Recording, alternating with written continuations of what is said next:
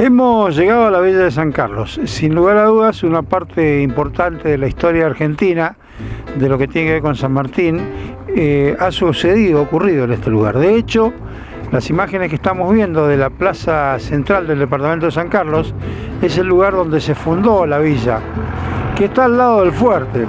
Es un hito muy importante en la historia de Cuyo, en la historia de la revolución que encabezó el general San Martín y que permitió libertar a gran parte de América. Para conocer un poco de su historia en este momento tan especial de nuestra vida institucional, hemos llegado hasta este lugar para hablar con quien entendemos nosotros tanto sabe de este tema, que es el profesor Alberto Piatelli. Intentaremos a lo largo de casi una hora enterarnos un poco más de cómo fue el paso de San Martín por esta zona.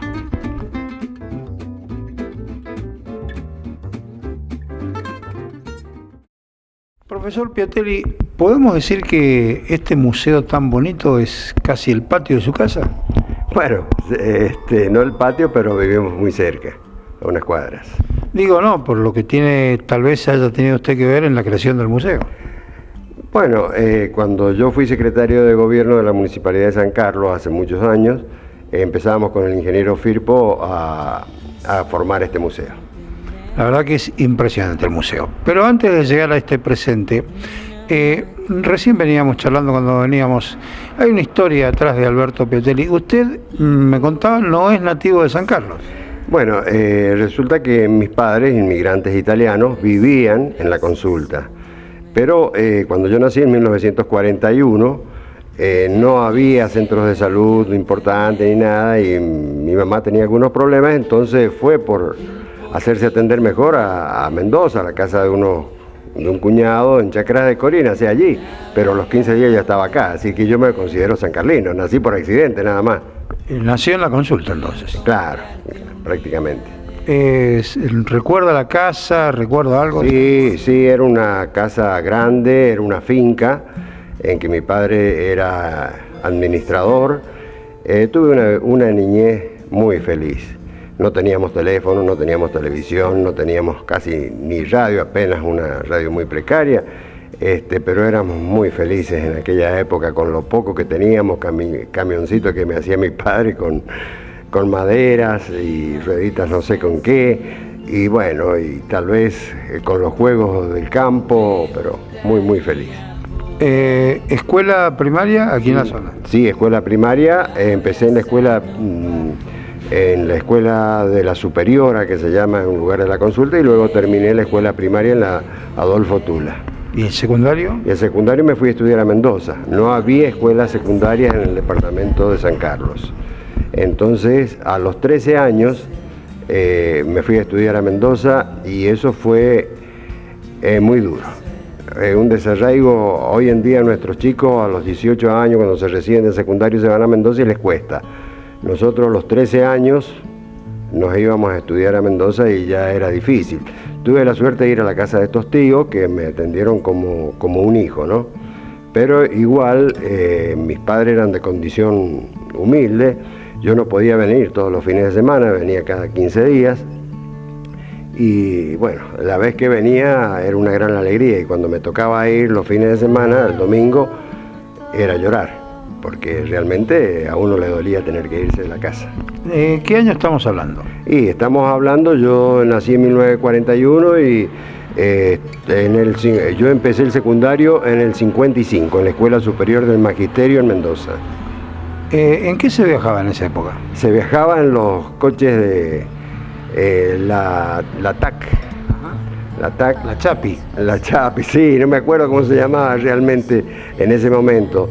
Eran unos coches que para nosotros eran hermosos en ese tiempo, pero ahora son tremendamente feos, ¿no?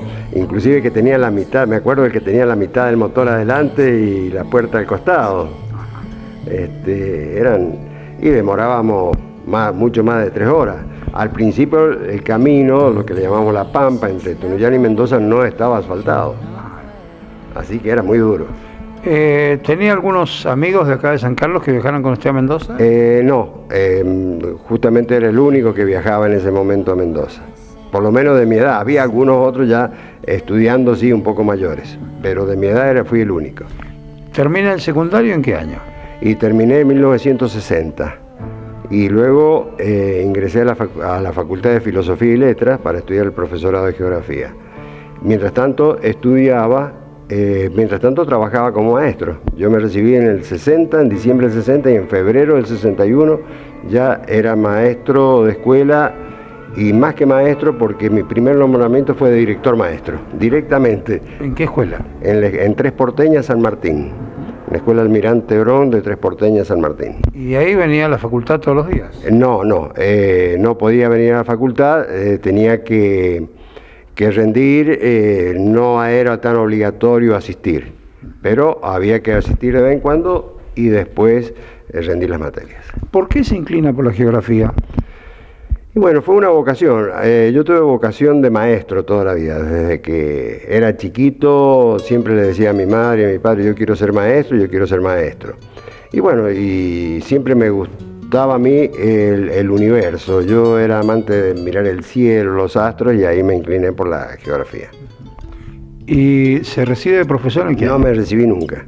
A ver, cuénteme. Claro, no me pude recibir porque la situación económica me obligaba a trabajar. Y bueno, trabajé el primer año allá en Tres Porteñas, San Martín, y luego me tocó el servicio militar. Y fui a hacer el servicio militar a Córdoba como paracaidista. Cuando salgo del servicio militar ya había perdido el cargo porque era un cargo interino, y me nombran entonces como director maestro, primero como maestro y luego director maestro en una escuela acá en San Carlos, en Los Alamitos, en el sur de Pareditas. Y ahí ya no para viajar, sí, seguí estudiando un poco más, pero cada día era más difícil la situación. Digo, pero ya estaba en San Carlos, le costaba moverse. Claro, costaba mucho más. No habían las comodidades que hay hoy, los medios de movilidad, de transporte, nada. Eso estamos hablando de 1965 aproximadamente. Estamos hablando de 1963, 64 y 65, claro. ¿Cómo era la vida de la villa de San Carlos en aquel momento? ¿Muy distinta a lo de ahora? Siempre San Carlos fue un departamento tranquilo. Yo viví en ese tiempo en la Consulta, luego vine a vivir hace unos años acá, unos 15 años acá en la villa de San Carlos. Era un departamento tranquilo, sigue siendo, por suerte todavía. No pasa lo que vemos en las grandes ciudades, en la capital federal o en las provincias, ¿no?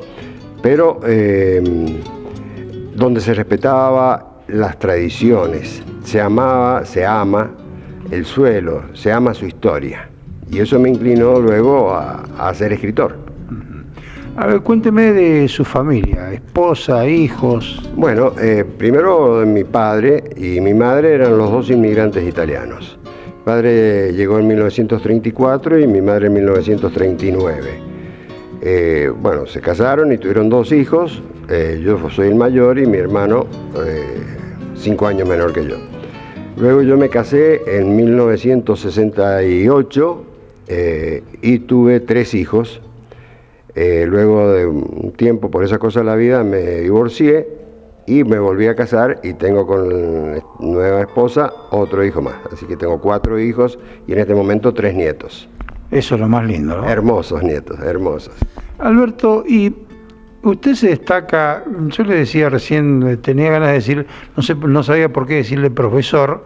Usted es profesor, pero no tenía el título. No, porque en esa época no había profesores con título, o había muy pocos. Entonces, en los colegios secundarios llamaban a los que tenían un poquito más de título, que habían estudiado y habían abandonado, o que tenían ganas de ser autodidactas. Yo fui y soy un autodidacta. Arrancó por la geografía y después fue cambiando hacia la historia. Bueno, yo siempre fui profesor de geografía, nunca de historia. Pero desde chico me interesó la historia del departamento, la historia del Valle de Uco. Yo veía que había muchas cosas que habían pasado y que a mí me gustaba investigar y estudiar y que nadie las sabía, y no había nada escrito, nada donde quedar plasmado para las generaciones futuras. Entonces fue cuando me jubilé, que me jubilé joven, porque los docentes nos podíamos jubilar en ese momento con 25 años de antigüedad, y sin límite de edad. Yo me jubilé con 30 años de antigüedad porque quise llegar a ser director y era director y profesor a la vez, pero a los 50 años me jubilé. Ya hace más de 20 años que estoy jubilado. Y me dediqué entonces a escribir, a investigar, a recopilar historias y a escribir. El trabajo de la recopilación es una cosa interesante. Es difícil porque no hay que escribir cualquier cosa. Hay que tener fundamentos. Hay que rescatar, depende de la historia que sea. Yo tengo varios libros, pero depende de la historia. Hay que hablar con los personajes a los que uno... es decir, sacar el testimonio oral, pero también documentarse. Todo lo que he escrito de la historia de San Carlos, todo es documentado en el archivo histórico. He hecho caminito en el archivo histórico, y ya cuando me ven, dice, otra vez usted por acá, a buscar información. Y bueno, y por ejemplo, el tema del acta de la Fundación de San Carlos, fui hasta el archivo histórico de la provincia de Córdoba a rescatarlo. Es decir que hay que buscar, hay que recorrer bibliotecas, juntas de estudios históricos. He ido hasta el Archivo Histórico de la Nación a buscar información, porque uno no se debe contentar con lo que le dicen, tiene que buscar el fundamento. Chequear la información. La fuente, porque si no es guitarrear.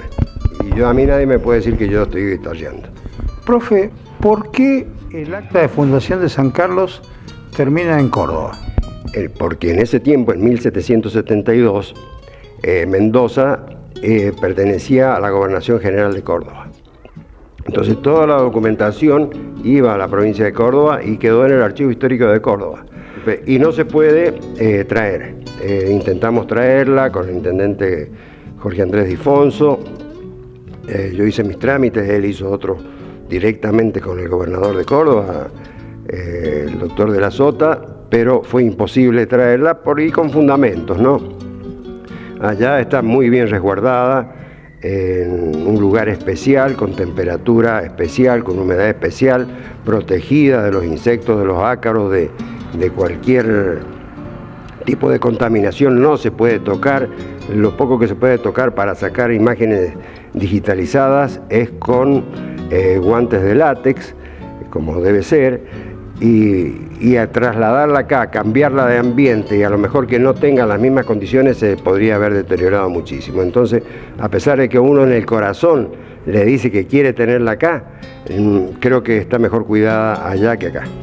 Tenemos que contentarnos con la copia. Claro, pero la copia es tan buena como la original. Es tan buena como la original, o tal vez mejor. Porque hoy en día, con las fotos que sacaron, porque no fue que la pasaron por una fotocopiadora ni por un escáner, con unas máquinas de fotográfica de primera calidad, con las mejores luces, con reflectores por todos lados, le sacaron las fotos. Eso está digitalizado, y si uno lo lleva a una buena gráfica, le van a sacar copias igual o mejor que el original. Milagros de la tecnología. Exactamente. Así que, bueno, sabemos que ya está bien conservado, porque yo tuve una fuerte discusión con la directora del museo, y sé que el intendente también la tuvo, pero no hubo caso. Pero las razones son valederas, ¿no? Hay que aceptarlas. Hay que aceptarlas, sí. Muy bien, estamos charlando con el profesor Alberto Piatelli. Nos está contando esta historia tan particular del acta fundacional de la ciudad de San Carlos. Estamos recorriendo con él el camino de sus inicios en este apasionante mundo de la historia. Vamos a ver hasta dónde llegamos para descubrir la personalidad de este personaje tan importante en nuestro Valleduco. Ya volvemos.